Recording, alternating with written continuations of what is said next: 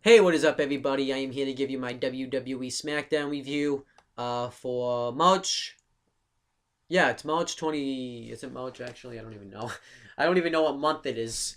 March 26, 2015. I don't really know what to expect from this show because normally the final show before WrestleMania of SmackDown is usually not good. So it's probably not going to be good, but we'll see. The reason why I couldn't give you the video on time this week, I mean, it's still gonna be the same day, but like I didn't watch the SmackDown like live, is because I was recording my WrestleMania Today video, so I kind of had to go I wanted to do that first so I could watch SmackDown, but I am gonna be watching SmackDown, so enjoy it. All right, so for SmackDown we have Michael Cole and Jerry the King Lawler on commentary. Um, And the first match we get was actually a Fatal 4-Way match. It was Jimmy Uso with Jey Uso and Naomi, because obviously Jimmy Uso has to wrestle this match because Jey can't because of his shoulder. Um, versus Big E with Xavier Woods. I don't know what Kofi Kingston was, but yeah. Versus Fernando with Diego and El Torito. Versus Cesaro with Tyson Kidd and Natalia. This was a fun match. This was awesome stuff. So at first, Big E and Cesaro just fight each other, and Fernando and Jimmy fight each other, and Jimmy Uso hits that butt splash. I really don't know what else to really call that move. Right into Cesaro, and then Big E just kind of dominates the whole match. He ends up hitting a shoulder block into three men in the corner. The running shoulder block, the running shoulder that he usually does. And then he throws I believe Cesaro into Jimmy, and then Big E hits a splash on Fernando, and he's about to get the pin, but Cesaro breaks it up, and then he tosses Cesaro out, and then Jimmy Uso tosses Big E out, and then he's gonna do his dive into them, but Fernando counters with the drop kick, and then Fernando dives onto Cesaro and Big E, and then Jimmy does his dive on everybody else. And then Jimmy Uso went to set up the splash on Cesaro, but he countered with an uppercut. And then he's about to do the suplex in the ring to Fernando. And then Jimmy Uso comes in, and then they get ready to do a double suplex to him. Then Big E comes in, and he does a double back suplex to Cesaro and Jimmy Uso as Cesaro and Jimmy Uso are doing the double suplex to Fernando. I thought that was an awesome spot. And then Fernando hits a DDT on Big E and a mic check on Jimmy Uso. That was awesome. And then Cesaro starts going on a roll. He does the swing to Fernando, and then he slingshot. And then he uses Fernando as a weapon to take out Jimmy Uso. I forget how, though. And then he slingshots him into Big E, and then he does the swing to Big E, and he's about to hit the neutralizer on Big E, but then Fernando hits a backstabber on him, and then Big E goes to hit the big ending on Cesaro, but Jimmy Uso kicks him in the face, super kicks him in the face, but he ended up still doing the big ending anyways. That's kind of how it was. And then Jimmy Uso takes out Fernando. And then Jimmy Uso hits a splash on Cesaro for the win. I originally did pick Cesaro to win this match because I wanted him to win, but I kind of had a feeling he wasn't going to win. I'm not really going to complain that the Usos got a win here, even though, Jimmy Uso got a win here because the Usos haven't really had any momentum lately because they haven't been wrestling the past couple of weeks, so I'm not really going to complain because I think they needed the momentum here. But this was a good match. I thought it was a great idea to use this match to build up this up. It was something different, and I thought it was cool. So yeah, that was a good match. All right, so they play.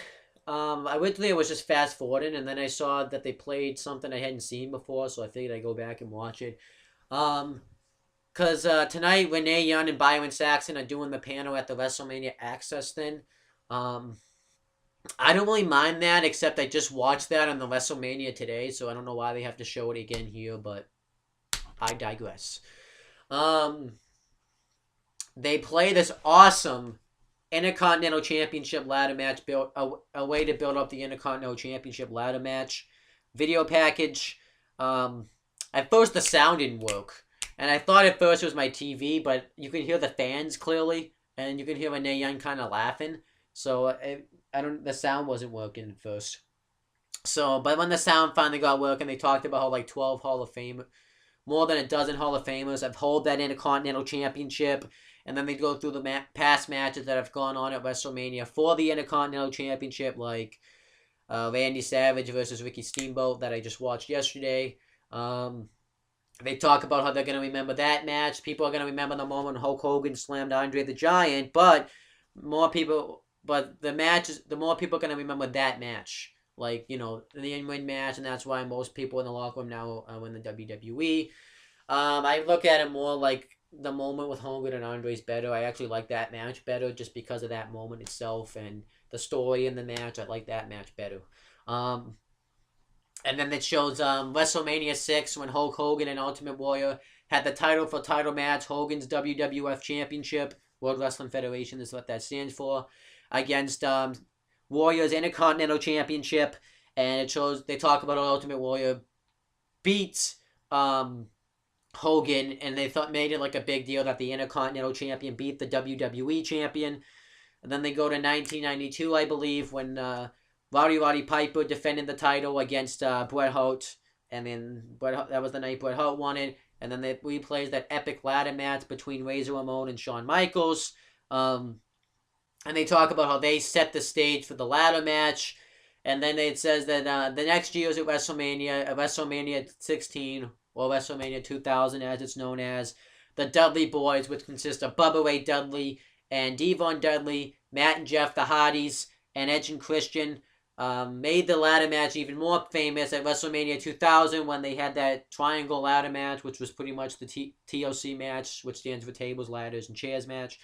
And then the next year they had the TLC match, which is pretty much what the match before was. And then they had the Money in the Bank ladder matches the next in 2005. And then not only was there a lot of carnage, but a lot of future world champions were made from that match. And it shows when Edge became the new WWE champion. And it talks about how this year the ladder match is coming back, and this time the Intercontinental Championship is going to be on the line. And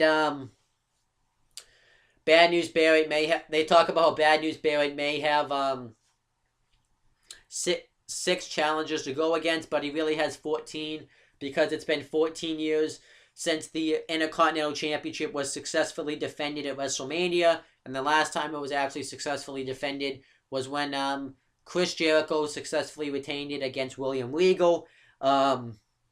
But you can't really make that argument because they haven't really been putting that belt on the shows that much, so that's why. And they talk about Wade Barrett was one of the ones that failed because last year he lost it to The Miz. Well, no, at WrestleMania 29 he lost it to The Miz. So then that was how it was. I thought this was a good video package. I really enjoyed it, except the fact that it didn't work at first. But yeah, I thought this was good stuff. I really enjoyed it. Alright, so AJ Lee comes out, and she actually... Oh, okay. I like froze for a second there. But AJ Lee comes out, and she actually looked hot here, I thought. And she talks about how you've seen her do everything. Become the GM, be everybody's girlfriend, and become the longest reigning Divas champion ever. And she said that she wants to get that title again, but right now she wants to take down Nikki and Brie, the Bella Twins, at WrestleMania. And she says whether she does it alone or not, she wants to know what. And if Paige wants to show up, that's completely her choice. And then Paige comes out and says that last year when I debuted and beat you for the Divas title, it was a big deal. And then it seems like you just are trying to prevent me from holding that title at any means. And AJ Lee says, if I want something, I go after it. And the fans kind of marked out for this. I don't know if this was sounding like a sex joke or what. Maybe she was referring to somebody else. I don't know. And then AJ Lee says that she wants to just go into WrestleMania together with her. And then Paige talks about how she hates her. But then AJ Lee says that and she's like a conniving and stealing. And AJ Lee says that you are crazy. You're nuts. Well, pretty much she says she's crazy, and says that you also hate to lose. You also love winning. And they agree to work together. And I would have marked out for this, but Michael Cole spoiled this on the WrestleMania today that I just watched. So fuck you, Michael Cole. And then the Bellas come out, and Nikki talks about how this is pathetic, that you two are working together, and they talk about how they just want her Divas Championship, and AJ Lee's a liar. No, Paige is a liar, and AJ Lee's a backstabber. And Brie Bella says that no one can break the bond between me and Nikki. And when she said that, I was thinking Nikki already broke that bond. But then she says that I know Nikki's done awful things to me in the past, but I have forgiven her because she's my sister. Because they don't have a fucking real explanation why they're fucking together in the first place. That's the fucking reason. Because she's her sister. You know, you fucking made her your slave, you made her your bitch, but nope, you're my fucking sister, fucking forgive you. Fucking makes no fucking sense. Other than that, and then they talk about how, all the divas backstage want to be the Bellas. And then AJ Lee says, you're right, I want to be D-list actresses. And Nikki says, no, we're good actresses. And Nikki even said that she's been like, making the Divas division mean something. She's been the leader of it, and AJ Lee hasn't been around. When she had the title, she rarely defended it, and she even mentions how Brock Lesnar showed up more than she did. No, that is not the case. I think Brock Lesnar showed up less, but I'm not really going to get into that. And then AJ Lee says they're going to kick their asses at WrestleMania, and Nikki says that a real woman does something about it, so then they go to the ring, but Brie Bella holds her back. And then she says, I'll see you bitches, but they bleep out bitches at WrestleMania. And then that's about it. I thought this was a good segment here. It was a nice way to try to build up this feud. I'm looking forward to this match more than I was before, which was really none. And it's at least now somewhat interesting.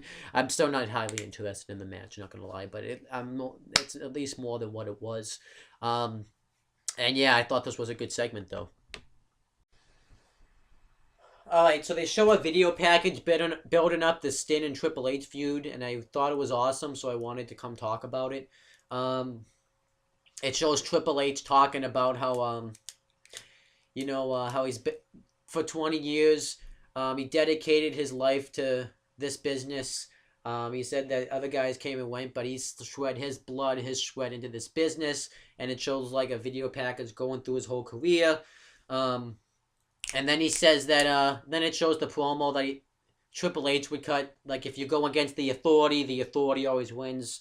And him just laying out guys that have gone against the Authority. And then it shows Sting's debut at Survivor Series when he caused Triple H to get out of power. And then Sting talking about how he is here to take Triple H down, and he said that your actions do have consequences. It shows the promo with Ric Flair and Triple H when Triple H said, other than his wife and his kids, no one's going to stand between him and this business. And he says that they do, he's going to take him down.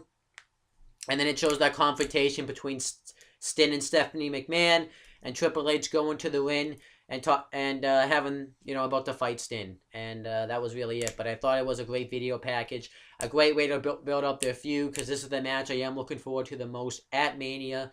So I can't wait to see it. So yeah, I just figured I'd come talk about it. But this was a good video package here. Alright, they showed this awesome video video package. Why don't I just fast forward? Because it's good!